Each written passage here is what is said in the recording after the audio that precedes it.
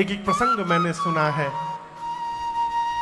सूरदास जी महाराज श्रीधाम वृंदावन में रहते थे। उनको दिखाई नहीं देता था सूरदास जी को, लेकिन नित्य श्री बांके बिहारी जी के मंदिर में जाते थे।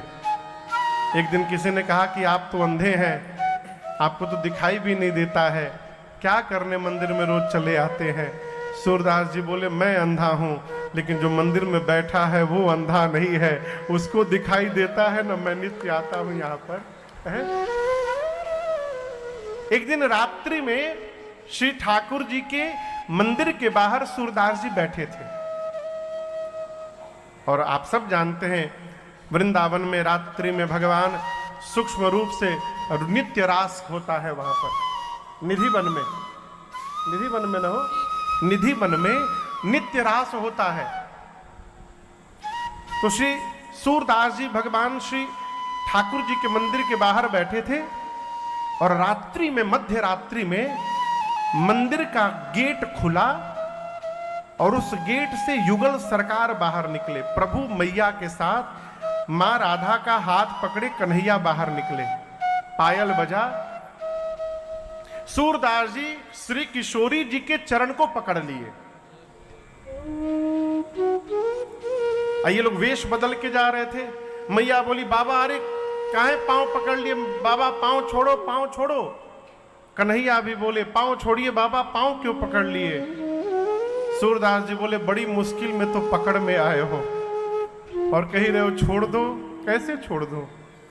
अंत में ठाकुर जी ने पूछा, अच्छा आप चाहते क्या हैं?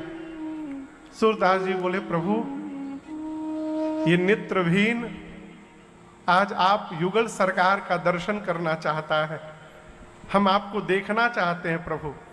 श्री ठाकुर जी ने कृपा करुणा की वर्षा की, ज्योति प्रकट हुआ और वो सूरदास जी के नेत्र में प्रवेश किया और जो सूरदास जी को दिखाई नहीं देता था उनकी आंखें आ गई, आंखें आई, खूब दर्शन किए ठाकुर जी का और मैया का। दर्शन जब प्राप्त हो गया, भगवान चलने लगे मैया के साथ, तो दौड़ के फिर पांव पकड़ लिए। भगवान पूछे, अब क्या हो गया? आपके नेत्र नहीं थे, नेत्र मिल गया, दर्शन मिल गया, अब क्या चाहिए? सूरदास जी बोले, प्रभु एक और कृपा कर दीजिए। क्या कर दूं? मैं पहले जैसा था वैसा मुझे बना दीजिए, मुझे फिर से अंधा बना दीजिए। भगवान बोले, अरे बाबा आपको नेत्र नहीं था, नेत्र मिल गया, आप कह रहे हैं फिर से अंधा बना दीजिए? सूरदास जी बोले, नाथ आपको देख लेने के बाद अब कुछ देखने की जीवन में चाह ही नहीं बची नाथ।